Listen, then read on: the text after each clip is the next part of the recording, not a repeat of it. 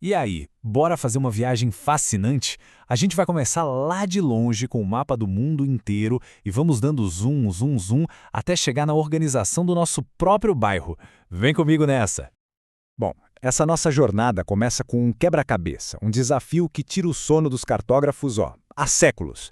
Pensa só, como é que a gente pega o nosso planeta, que é redondo, uma bola, e amassa ele numa folha de papel plana? Parece fácil, né? Mas esse é o maior de todos os problemas da cartografia. E aqui vai um spoiler. Não dá. Simplesmente é impossível. Não tem como fazer isso sem distorcer alguma coisa no caminho. É isso mesmo. Todo mapa que a gente já viu na vida, de um jeito ou de outro, mente. É uma versão da realidade. E o nosso objetivo aqui é justamente entender como eles mentem e, mais importante, por quê. Ok, mas antes da gente mergulhar nessas mentiras dos mapas, a gente precisa falar a mesma língua, né? Aprender o básico. Como é que a gente se acha nesse mundo achatado e, como a gente viu, imperfeito? É aí que entra uma espécie de GPS de papel. O segredo todo está numa coisa chamada coordenadas geográficas. E olha, a melhor forma de entender isso é lembrar daquele jogo Batalha Naval. Lembra? Você falava B5 e ouvia água ou fogo. A lógica é a mesma. A gente tem um eixo na horizontal e um na vertical. Nos mapas, esses eixos têm nomes, latitude e longitude, e com só esses dois números a gente consegue apontar para qualquer lugarzinho do planeta. Certo, mas qual é a diferença entre latitude e longitude? É bem mais simples do que parece. A latitude são as linhas deitadas, as horizontais. Elas dizem o quão para norte ou para sul a gente está. É por causa delas que temos as zonas climáticas, sabe? Calor perto do Equador, frio nos polos. Já a longitude são as linhas em pé, as verticais. Elas marcam se estamos a leste ou a oeste, e olha que legal, são elas que definem os fusos horários do mundo. Então, para resumir, uma define o clima, a outra define a hora. Bem direto ao ponto. Beleza, agora que todo mundo já sabe se localizar, vamos voltar para aquela ideia polêmica do começo. Como assim o mapa mente? Que tipo de mentira é essa que ele conta? A questão toda é a seguinte: a Terra é um geóide, basicamente uma bola meio amassada. Agora imagina tentar pegar a casca de uma laranja e esticar ela numa mesa sem rasgar ou amassar. Impossível, né? Com o mapa é a mesma coisa. Algo sempre vai ser sacrificado. Ou você mantém a forma certinha dos continentes e bagunça o tamanho deles, ou você mantém o tamanho certo e distorce o formato. Não dá para ter os dois ao mesmo tempo. É uma escolha. E essa escolha nos leva direto para a projeção mais famosa e talvez a mais polêmica de todas, a de Mercator, lá de 1569. Ela não foi feita por acaso, tinha um objetivo claríssimo: ajudar na navegação. E para isso ela é genial. Ela mantém os ângulos e as formas perfeitos. Um capitão de navio podia simplesmente traçar uma linha reta no mapa e seguir aquele caminho. Fantástico, né? Só que tem um problema, um problemão. O tamanho das coisas fica completamente maluco, super distorcido. Aí, séculos depois, lá em 1973, aparece a projeção de Peters, que é basicamente uma resposta direta à de Mercator. A ideia aqui é o exato oposto. O foco total é mostrar o tamanho real das áreas. Se a África é X vezes maior que a Europa na realidade, ela vai ser X vezes maior no mapa. A proporção é a prioridade. Mas, como a gente já viu, sempre tem um preço a se pagar, né? E o preço aqui é que as formas ficam todas estranhas. Os países parecem que foram esticados, meio derretidos. E é nesse ponto que a conversa deixa de ser só sobre geografia e vira política. O mapa de Mercator, aquele que a gente mais vê por aí, deixa a Europa e a América do Norte enormes, gigantes. Por isso, ele é visto como eurocêntrico, um reflexo do poder europeu daquela época. Já o mapa de Peters faz o contrário. Ele é chamado de terceiro-mundista porque ele mostra o tamanho real, a verdadeira imponência da África e da América do Sul. Cada mapa, no fundo, conta uma história diferente sobre poder e importância no mundo. E para a gente ter uma noção do tamanho dessa distorção, olha só esse exemplo que é chocante. Pega o mapa de Mercator, aquele clássico da sala de aula, a Groenlândia, lá em cima, parece quase do mesmo tamanho da África, certo? Pois é, só que na vida real, o continente africano é 14 vezes maior que a Groenlândia. 14! É nesse nível que o mapa pode mentir.